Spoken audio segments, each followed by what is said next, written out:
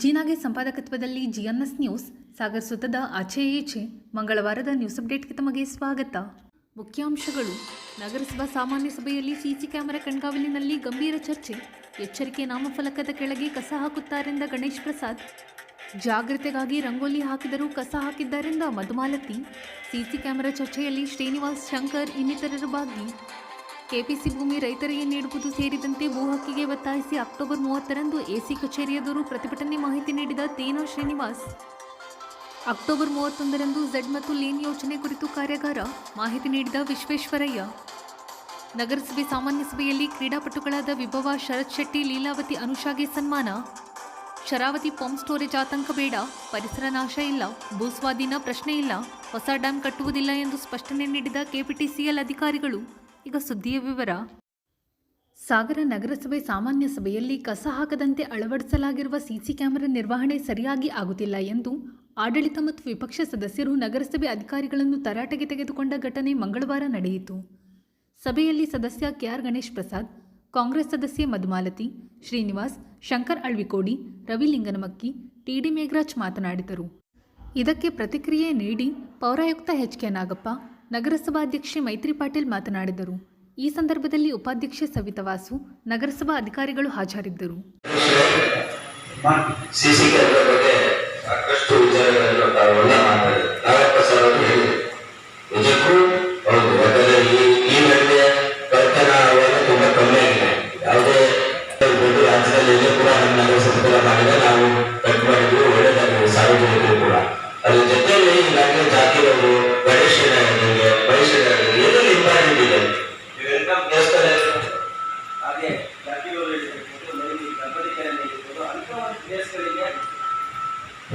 ಅಂತ ಒಂದು ಪ್ಲೇಸ್ಗಳಿಗೆ ಕ್ಯಾಮ್ರಾಗಳನ್ನ ಹಾಕ್ಬಿಟ್ಟು ಈಗ ಬಂದಿದೆ. ಮನೆಯಲ್ಲಿ ನಾವು ಕ್ಯಾಮ್ರಾ ಹಾಕಿ ಮೊಬೈಲಲ್ಲಿ ನೋಡ್ಬೋದು. ಆ ಫೆಸಿಲಿಟಿ ಇದೆ. ಸ್ವಲ್ಪ ಈಗ ಅಧಿಕಾರಿ ಹೇಳಿರೋದು ಜವಾಬ್ದಾರಿ ಕೊಡಿ, ಒಂದು ಮಾದರಿಯಾಗಿ ಮಾಡಿ ನಗರಸಭೆನ. ಅವರು ಬೇರೆ ಕಡೆ ಎಲ್ಲರೇ ರಾಜ್ಯದಲ್ಲಿ, ಜಿಲ್ಲೆಯಲ್ಲಿ ಎಲ್ಲರೂ ಯಾರು ಬೇಕಾದ್ರೆ ಜಾಗ್ರತೆ ಒಂದು ಜಾಸ್ತಿ ಇದೆ. ಯೋಗ ಜಲಪಾತ ಇರ್ಬೋದು, ಇರ್ಬೋದು. ಆ ರೀತಿಯಲ್ಲಿ ಒಂದು ಮಾದರಿಯಾಗಿ ಒಂದೊಂದು ಕಡೆ ಇದನ್ನ ಒಂದು ಜನಗಳಿಗೆ ಮೇಸ್ತ್ರಿಗಳಿಗೆ ಅವತ್ತಿನ ಯಾಕೆ ಕಸ ಹಾಕ್ತಾರೆ, ಅವ್ರ ಗಾಡಿ ನಂಬರ್ಗಳನ್ನ ನೋಟ್ ಮಾಡಿ, ಅವ್ರು ಯಾವ ಮನೆಗೆ ಹೋಗ್ತಾರೆ ಅಂತ ಅವ್ರಿಗೆ ಪಾಸ್ ಮಾಡಿ, ಅವ್ರಿಗೆ ಕಂದಾಯದಲ್ಲಿ ಫಿಕ್ಸ್ ಮಾಡಿದ್ದಾರೆ ಅಂತ ಹೇಳ್ತಾರೆ. ಬಂದಾಗ ಯಾವುದೇ ರೀತಿ ಕೊಡ್ಬೇಡಿ ಅವರಿಗೆ ಇದೆಲ್ಲ ಈ ಸ್ವಚ್ಛ ಕೊಡ್ಬೇಡಿ. ಯಾವ ಕಂಡೀಷನ್ ಆದರೆ ಅದೆಲ್ಲ ಬಿಡ್ತಾರೆ ಅವ್ರ ಜನ. ನಾವು ನೋಡ್ತೀವಿ ಬರ್ಬೇಕಾದ್ರೆ ಕೆಲವೊಂದ್ಸಲ ಶಂಕರನ್ನು ಅವರ ಬರ್ಬೇಕಾದ್ರೆ ಒಳ್ಳೆ ಬಿಡ್ಜದ ಹಾಕಿ ನಿಂತಿರ್ತಾರೆ. ನಾವು ಇಲ್ಲಿ ಕ್ಲೋಸ್ ಮಾಡಿದ್ರೆ ಅದೇ ತರ ಮನೆಗೆ ವಾಪಸ್ ಹೋಗ್ತಾರೆ. ಆ ರೀತಿ ಸುಮಾರು ಸಲ ಆಗಿದೆ. ಅದು ಮೊದಲಿನವರು ಈಗಾಗಲೇ ಹೇಳಿದ್ರು, 2-3 ಸಲ ದಂಡ ಹಾಕಿದೀವಿ ಅಂತ. ಈ ಸಲ ಇದನ್ನೇ ಜನ ಚರ್ಚೆ ಮಾಡ್ತಾರೆ. ನಗರಸಭಾ ಸದಸ್ಯರು ಯಾಕೆ ಜೊತೆ ಆಯ್ಕೆ ಮಾಡ್ತಾರೆ ಅಂತಂದ್ರೆ ನೀವು ಸುಂದರವಾಗಿ ಇರ್ಬೇಕಂತ ಬಂದಿರ್ತಾರೆ. ಅದಕ್ಕೆ ಏನಾದ್ರೆ ನಾವು ಹೇಳ್ತಾರೆ ಮೀಟಿಂಗ್ ಅಲ್ಲಿ ನೀವು ಜಾಸ್ತಿ ಮಾಡ್ಬೇಕಲ್ಲ. ಈಗ ನೆಕ್ಸ್ಟ್ ಮೀಟಿಂಗ್, ಈ ಮೀಟಿಂಗ್ ಅಲ್ಲಿ ಮಾತಾಡಿ ನೆಕ್ಸ್ಟ್ ಮೀಟಿಂಗ್ ಅಲ್ಲಿ ರೀತಿ ಮಾಡಿದ್ವಿ ಕೆಲಸ ಮಾಡಿ ಈ ರೀತಿ ಒಂದು ವ್ಯವಸ್ಥೆಯನ್ನ ಅಧ್ಯಕ್ಷ ಮಾಡ್ತಾರೆ. ಒಂದು ವ್ಯವಸ್ಥೆ ಆಗಿದೆ.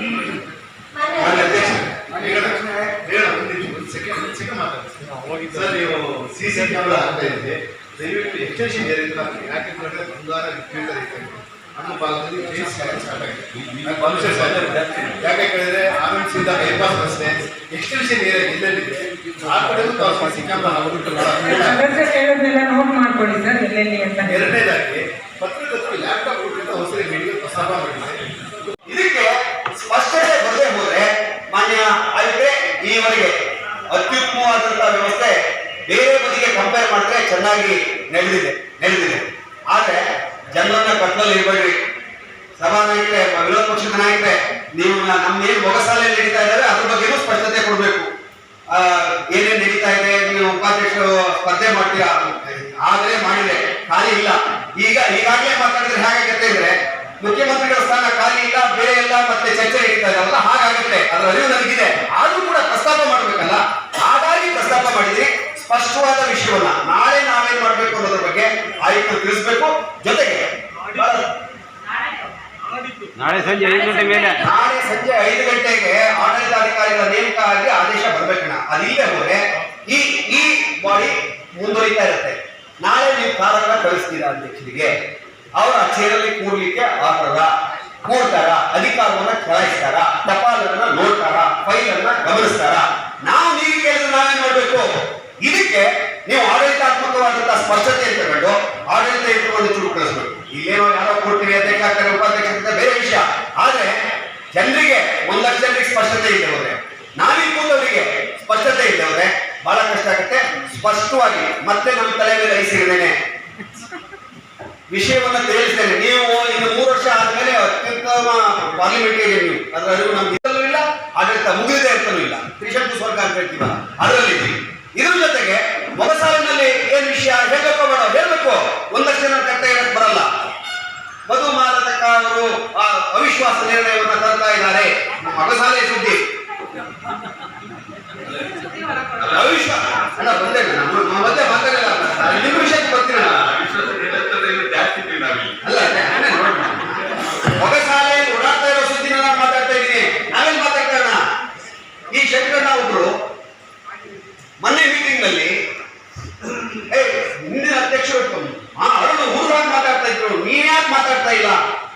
ಆ ಗುಟ್ಟನ್ನು ಕೊನೆಗೂ ಹೇಳಲೇ ಇಲ್ಲ ಮೈತ್ರಿ ಪಟೇಲ್ ಅವ್ರು ಯಾಕೆ ಮಾಡಿಲ್ಲ? ಅವ್ರು ಮಾತಾಡಿ ಮಾತಾಡಿ ಮಾತಾಡಿ ಇಟ್ಕೊಂಡು ಹೋದ್ರ ಮೇಡಮ್, ನೀವು ಅವ್ರನ್ನ ಕೈ ಬಿಟ್ಟು ಇಲ್ಲಿಂದ ಆ ಕಡೆ ಹೋಗಿದ್ರಿ ಆಗಬೇಡ ಅಂತ ಮಾತಾಡ ಶಂಕರಣ್ಣ ಹಾಗಾಗಿ ಅವ್ರು ಮಾತಾಡಬೇಡ ಅಂತ ಹೇಳ್ಕೊಂಡು ಅವ್ರು ಏನಾಗಿದೆ ಹಾಗೆ ಸ್ಟೇಟಸ್ ಬಂದಿದೆ. ಮೊಗಸಾಲೆ ಸುದ್ದಿ ಇದು, ಮೊಗಸಾಲೆ ಸುದ್ದಿ ಏನು ಸುದ್ದಿ ಇನ್ನೊಂದು ಇದಿಲ್ಲ. ಇದರೆಲ್ಲರ ಹಿಂದಿರ್ತಕ್ಕಂಥ ಸೂತ್ರಧಾರರು ಅನುಭವಿಗಳು ಹಿರಿಯರಾದ ಲಲಿತಮ್ಮನವರು ಅನ್ನೋದು ಕೂಡ ಇನ್ನೂ ಒಂದು ಸುದ್ದಿ ನೋಡ್ತಾರೆ. ಗಣಪತಣ್ಣ ಮಧುಮಾರ್ತಿಯವರು ಅಧ್ಯಕ್ಷರ ಸ್ಥಾನ ಸ್ಪರ್ಧೆ ಮಾಡ್ತಾರೆ, ಉಪಾಧ್ಯಕ್ಷ ಸ್ಥಾನಕ್ಕೆ ಗಣಪತಣ್ಣ ಸ್ಪರ್ಧೆ ಮಾಡ್ತಾರೆ ಅಂತ ಹೇಳ್ಕೊಂಡು. ಎರಡನೇದು ಸ್ಟ್ಯಾಂಡಿಂಗ್ ಕಮಿಟಿ ಶಂಕರಣ್ಣ ಮತ್ತು ನಾದಿರಾ ಮೇಡಮ್ ಮಧ್ಯೆ ಪೈಪೋಟಿ ಏರ್ಪಟ್ಟಿದೆ. ಮೊಗಸಾಲೆ ಸುದ್ದಿ ದಯಮಾಡಿ ನಾನು ಹಾಸ್ಯಕ್ಕೆ ವಿಳಂಬನೆ ವಿಶ್ಲೇಷಣೆ ಮಾಡ್ತಾ ಇಲ್ಲ. ಅದಕ್ಕೋಸ್ಕರ ಕೋರ್ಟ್ಗೆ ಹೋಗಿದ್ದಾರೆ. ಶಂಕರಣ್ಣ ಈಗಾಗಲೇ ಶಾಸಕರನ್ನ ಮನವೊಲಿಸಿದ್ದಾರೆ. ಗಣಪತಣ್ಣನ ಆಶೀರ್ವಾದ ಸಿಕ್ಕಿದೆ, ಲಲಿತಮ್ಮನ ಅನುಗ್ರಹ ಸಿಕ್ಕಿದೆ. ಮೊಗಸಾಲೆ ಸುದ್ದಿ ಇದು ಹಾಕಿದ ಹಾಗೆ ನಾದಿರಾ ಮೇಡಮ್ ನೋಡಿ 72 ಲಕ್ಷ ಎಷ್ಟು ಲಕ್ಷ ಇದು 7 ಲಕ್ಷ ರೂಪಾಯಿ ವರ್ಷ ಕೆಲಸ ಇದು ವಾರ್ಷಿಕ 7 ಲಕ್ಷ ರೂಪಾಯಿ ವಹಿಸ್ತಾ ಇದ್ದೀವಿ. ಅದ್ರ ಬಗ್ಗೆ ಕನಿಷ್ಠತಮವಾಗಿರ್ತಕ್ಕಂಥ ಒಂದಷ್ಟು ಮೈಂಟೆನೆನ್ಸ್ ಇದೆಯಾ, ಈ ವಿಷಯದ ಬಗ್ಗೆ ಚರ್ಚೆ ಆಗಲೇಬೇಕು ಅಥವಾ ಅದ್ರ ಬಗ್ಗೆ ಮಾಹಿತಿ ಕೊಡಬೇಕು. ಇಲ್ಲಾಂದ್ರೆ ಎಲ್ಲಾ ವ್ಯವಸ್ಥೆಗಳು ಕೂಡ ಇದೇ ರೀತಿ ಆಗ್ತಾ ಇದೆ.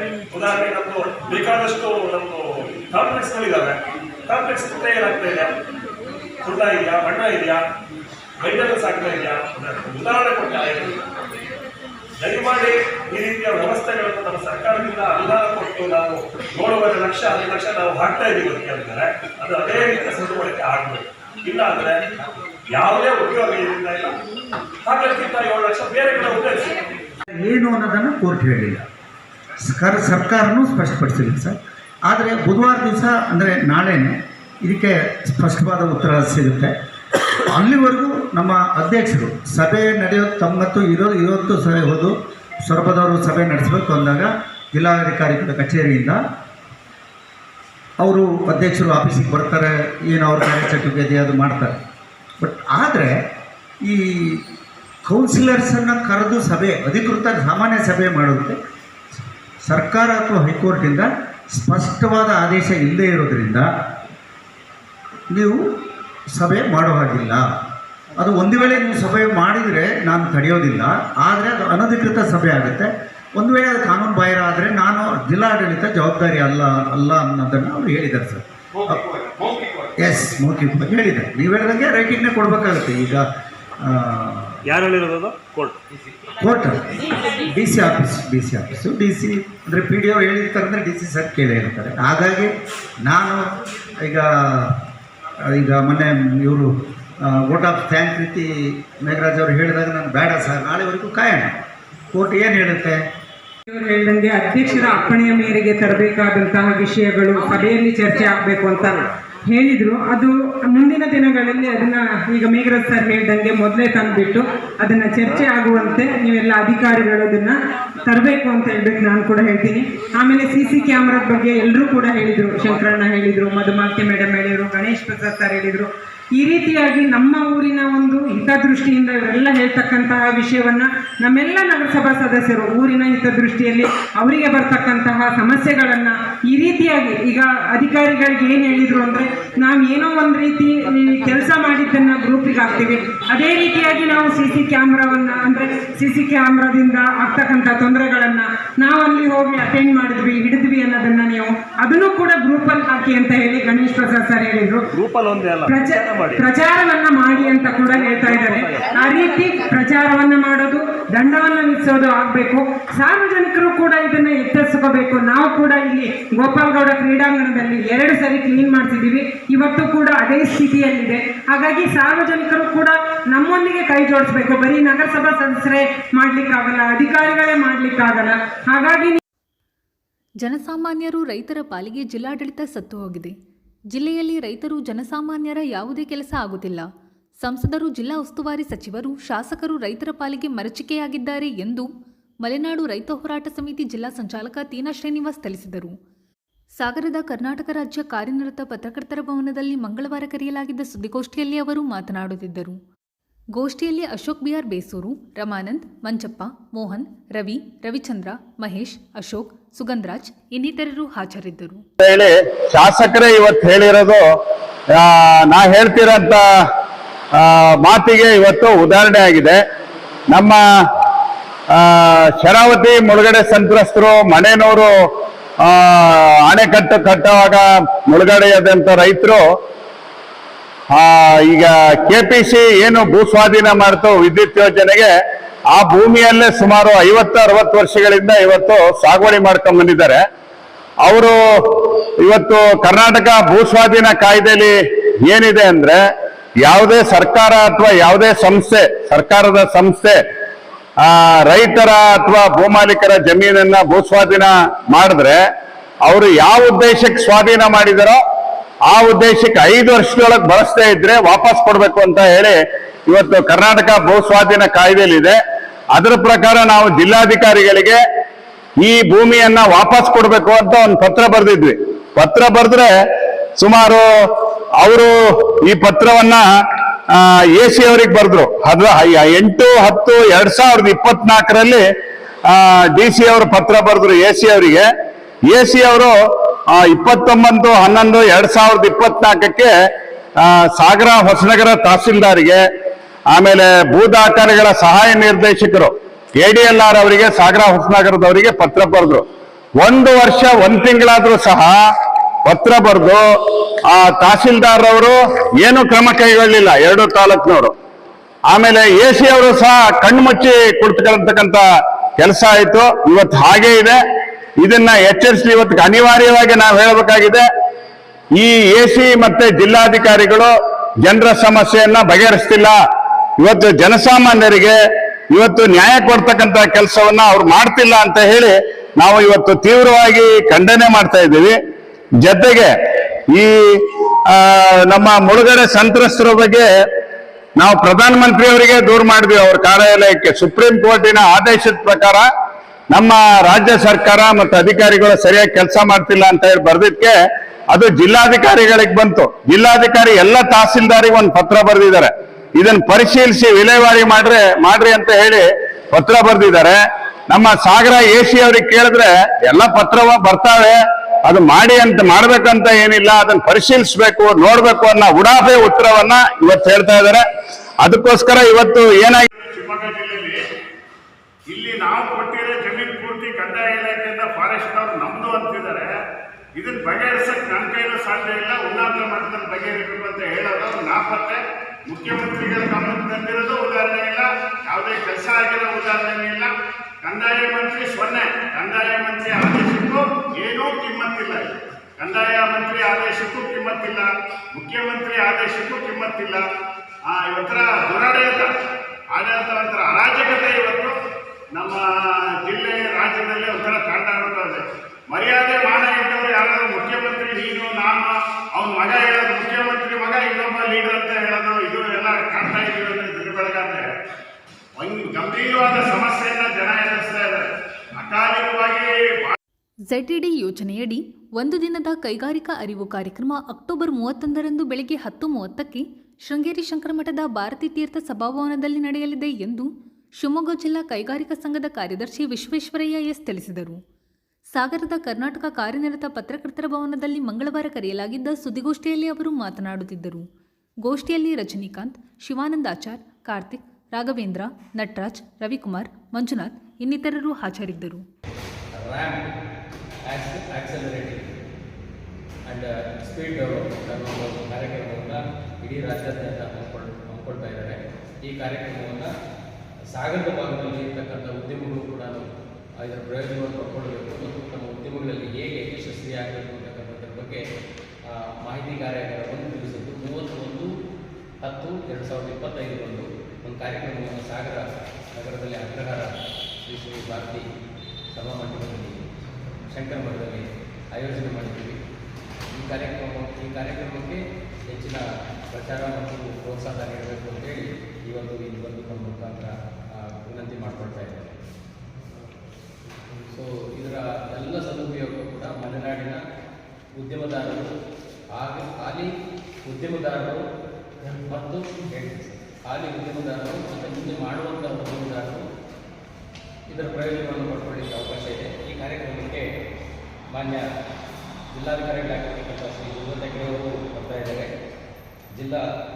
ಈ ಭಾಗದ ಕಂದಾಯ ವಿಭಾಗದ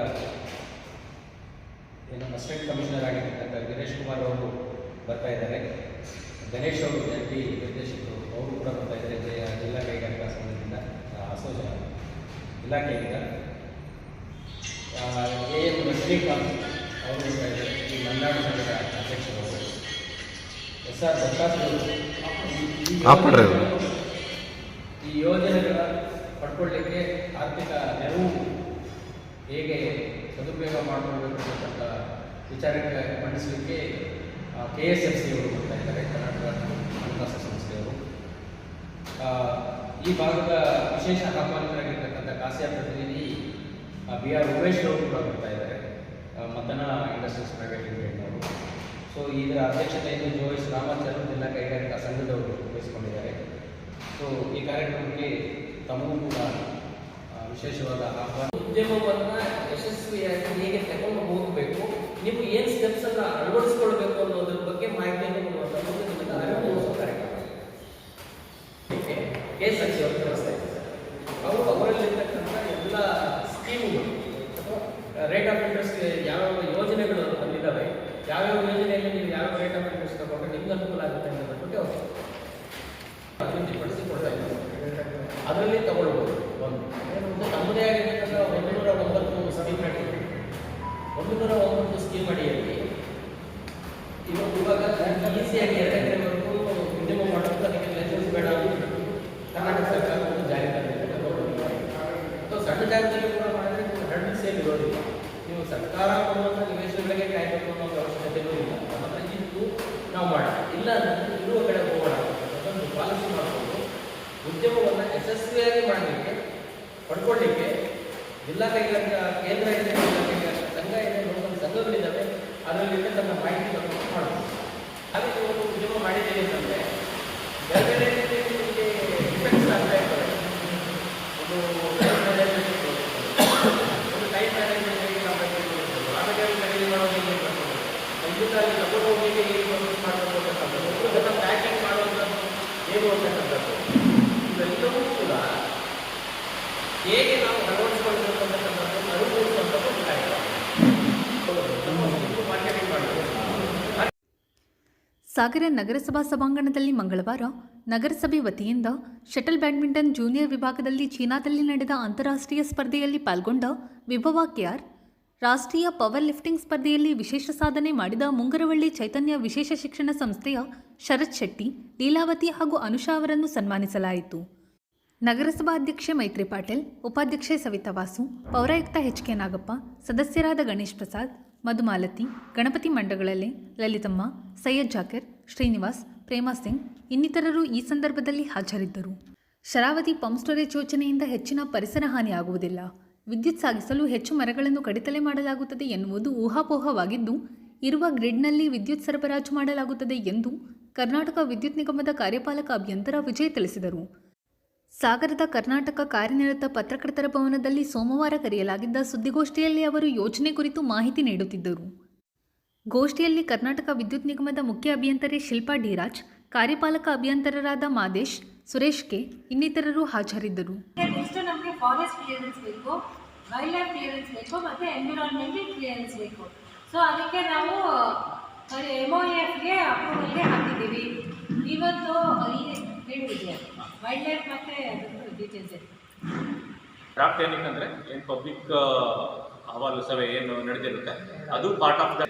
ಸೊ ಅದು ಏನು ಈ ಫಾರೆಸ್ಟ್ ಕ್ಲಿಯರೆನ್ಸ್ ಸಿಕ್ಕಾದ್ಮೇಲೆ ಮತ್ತೆ ರೀಅಪ್ರೋಚ್ ಮಾಡೋಕ್ಕೆ ಹೇಳಿದ್ದಾರೆ. ಅದು ಎರಡು ವೈಲ್ಡ್ ಲೈಫ್ ಫಾರೆಸ್ಟ್ ಮತ್ತು ವೈಲ್ಡ್ ಲೈಫ್ ಸಂಬಂಧಪಟ್ಟಂಗೆ. ಇನ್ನು ಎನ್ವೈರ್ಮೆಂಟ್ ಕ್ಲಿಯರೆನ್ಸು ಈ ಪಬ್ಲಿಕ್ ಹಿಯರಿಂಗ್ ಇದರದ್ದೆಲ್ಲ ಕಂಪೈಲ್ ಆದಮೇಲೆ ನಾವು ಮತ್ತೆ MOFಗೆ ಅಪ್ರೋಚ್. ಈಗ ಜನರ ಧ್ವನಿಯಾಗಿ ನಮ್ಮ ಕ್ಷೇತ್ರದ ಇವಾಗ ನಮಗೆ ಇವಾಗ ಫಸ್ಟ್ ಇದೇನಂದರೆ ಈ ಪ್ರಾಜೆಕ್ಟೇ ಬೇಕಾಗಿಲ್ಲ ಅನ್ನೋ ಥರ ಮಾತಾಡುತ್ತೆ. ಬಟ್ ಇವಾಗ ನಾನು ಅದಕ್ಕೆ ಇವಾಗಿರೋ ಏನು ಓವರ್ ಪ್ರೊಡಕ್ಷನ್ ಸಿನಾರಿಯೋ ಏನಿದೆ, ಮುಂದಿನ ದಿವಸದಲ್ಲಿ ಏನಾಗ್ತಾ ಇದೆ, ನಾವು ಈ ಪ್ರಾಜೆಕ್ಟು ಮುಂದಿನ ದಿವಸದಲ್ಲಿ ಏನಕ್ಕೆ ಬೇಕು ಅಂತೇಳಿ ನಾನು ತಮಗೆ ತಿಳಿಸ್ಕೊಡ್ತೀನಿ. ಬೇಕಂದರೆ ಅದರಿಂದ ಇನ್ನೊಂದ್ಸತಿ ನಾವು ಮತ್ತೆ ಎಕ್ಸ್ಪ್ಲೈನ್ ಮಾಡ್ತೀವಿ. ಸೊ ಮುಂದಿನ ದಿವಸದಲ್ಲಿ ನಮ್ಮ ಕರ್ನಾಟಕ ರಾಜ್ಯಕ್ಕೆ ಇಂಥ ಪ್ರಾಜೆಕ್ಟ್ಸ್ ಬೇಕಾಗುತ್ತೆ. ಇನ್ನೊಂದು ವಿಚಾರ, ಯಾರು ಮುಖ್ಯಮಂತ್ರಿ ಆಗಿದ್ರು? ನಾವು ಇದು ಫಾರೆಸ್ಟ್ ರಿಲೇಟೆಡ್ ವರ್ಕ್ಗೆ ಮಾಡಿರೋದು. ನಾವೇನು ಅಪ್ಲೋಡ್ ಮಾಡಿದ್ರಿ ಇದನ್ನ ಡೀಟೇಲ್ಸು ಇಲ್ಲೇ ಇದೆ. ನಾನು ನಿಮಗೆ ಹೇಳ್ಬಿಡಿ ಸರ್, ಜಸ್ಟ್ ಹೇಳ್ಬಿಡಿ ಸರ್. ಅನಾಲಿಸಿಸಲ್ಲಿ ಇದು ಸರ್ ಏನು ಹೇಳ್ತಾ ಇದ್ದಾರೆ, ಅದಕ್ಕೂ ನಮ್ಮದು ಏನು ಆ್ಯಕ್ಚುಯಲ್ ಕಾಸ್ಟ್ ಬೆನಿಫಿಟ್ ಏನಿದೆ ಅದರದ್ದು ರಿಲೇಷನ್ ಇಲ್ಲ. ಏನಕ್ಕೆಂದರೆ ಈ ಡಾಕ್ಯುಮೆಂಟ್ಸ್ ತೋರಿಸ್ತೀನಿ. ಇವಾಗ ಸರ್ ಏನು ಹೇಳ್ತಾ ಇದ್ದಾರೆ ಅದು ಡಾಕ್ಯುಮೆಂಟ್ಸ್ ತೋರಿಸ್ತೀನಿ. ಆಮೇಲೆ ನಮ್ಮದು KPCದು no profit no loss organisation. So ನಮಗೆ ಎಷ್ಟು ಖರ್ಚು ಬರುತ್ತೋ ಅಷ್ಟೇ ನಮಗೆ ರಿಟರ್ನ್ಸ್ ಬರುತ್ತೆ. ಸೊ ಅದನ್ನು ನಮಗೆ ನಾವು ಒಬ್ಬರೇ ಅಲ್ಲ, ನಾವು ಇದನ್ನೆಲ್ಲ ಮಾಡಿಬಿಟ್ಟು KRC ಮುಂದೆ ಹೋಗಬೇಕು. ನಮ್ಮದು ಈ ಪ್ರಾಜೆಕ್ಟ್ ಕಂಪ್ಲೀಷನ್ ಇನ್ನೇನು 6 ಮಂತ್ಸ್ ಇರೋವಾಗ ನಾವು KRCಗೆ ಹೋಗ್ತೀರಿ. KRCನಲ್ಲಿ ನಮಗೆ ಇದು ಎಷ್ಟು ಖರ್ಚಾಗಿದೆ, ನಮಗೆ ಏನು ಇದು ಇದಕ್ಕೆ ಡೈರೆಕ್ಟ್ ಫಿಕ್ಸ್ ಆಗೋದು ಅಂತೇಳಿ KRC ಅವರು ನಮಗೆ ಬರ್ತಾರೆ, ಹೇಳ್ತಾರೆ ಸರ್. ಸರ್ ಈಗ ಸಿಂಪಲ್ ಅದು ನಿಮಗೆ ಸಿಂಪಲ್ ಅಲ್ಲ, ಎಕ್ಸ್ಪ್ಲನೇಷನ್ ನಿಮ್ಗೆ ಅರ್ಥ ಆಯಿತು. 2000 ಮೆಗಾವಾಟ್ ವಿದ್ಯುತ್ ಉತ್ಪಾದನೆಗೆ ಈ ಯೋಜನೆ ಎಷ್ಟು ವಿದ್ಯುತ್ ಲಾಸ್ ಇದು 6 ಅವರ್ಸ್ ಜನ್ರೇಷನ್ಗೆ ನಾನು 2000 ಮೆಗಾವಾಟ್ ಯೂಸ್ ಮಾಡಿ ನಾನು 12 ಮಿಲಿಯನ್ ಯೂನಿಟ್ಸ್ ಜನರೇಟ್ ಮಾಡಬೇಕು. 12 ಮಿಲಿಯನ್ ಯೂನಿಟ್ಸ್ಗೆ ನನಗೆ ಬೇಕಾಗಿರೋ ಪವರು 20% ಲಾಸ್. ಅಸೆಸ್ಮೆಂಟ್ ಸ್ಟಡಿ ಏನಿದೆ ಇದು ನಾವು ಟರ್ಮ್ಸ್ ಆಫ್ ರೆಫರೆನ್ಸ್ ಮೇಲೆ ಮಾಡಬೇಕಾಗುತ್ತೆ ಸರ್. ಟರ್ಮ್ಸ್ ಆಫ್ ರೆಫರೆನ್ಸ್ ಕೊಡೋದು ministry of environment and forest. So ministry of environment ಫಾರೆಸ್ಟ್ಗೆ ನಾವೇನು ಎನ್ವೈರನ್ಮೆಂಟ್ ಕ್ಲಿಯರೆನ್ಸ್ಗೆ ಅಪ್ರೋಚ್ ಮಾಡ್ತೀವಿ, ಅವಾಗ ಬೇಸ್ಡ್ ಆನ್ ಪ್ರಾಜೆಕ್ಟು ನಮಗೆ ಟರ್ಮ್ಸ್ ಆಫ್ ರೆಫರೆನ್ಸ್ ಕೊಡ್ತಾರೆ. ಸೊ ನಾವು ಮಿನಿಸ್ಟ್ರಿಗೆ ಅಪ್ಲೈ ಮಾಡೋದಕ್ಕಿಂತ ಮುಂಚೆನೇ ಅಕ್ರಿಡೇಟೆಡ್ ಏಜೆನ್ಸಿನ ನಾವು ಎನ್ರೋಲ್ ಮಾಡಬೇಕಾಗುತ್ತೆ. ಏನು MOFಲ್ಲಿ ಎಂಪ್ಯಾನಲ್ಡ್ ಇರ್ತಾರೆ ಅಕ್ರಿಡೇಟೆಡ್ ಏಜೆನ್ಸಿ, ಅವ್ರು ಮಾತ್ರ ನಾವು ಎಂಪ್ಯಾನಲ್ ಮಾಡಬೇಕಾಗುತ್ತೆ. ಸೊ ವ್ಯಾಪ್ಕೋ ಸಂಸ್ಥೆನ ನಾವು ಎಂಪ್ಯಾನಲ್ ಮಾಡಿದ್ದೀರಿ. ಅವರು ಈ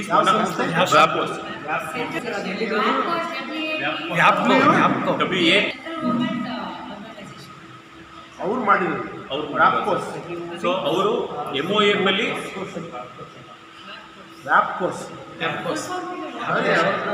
NGO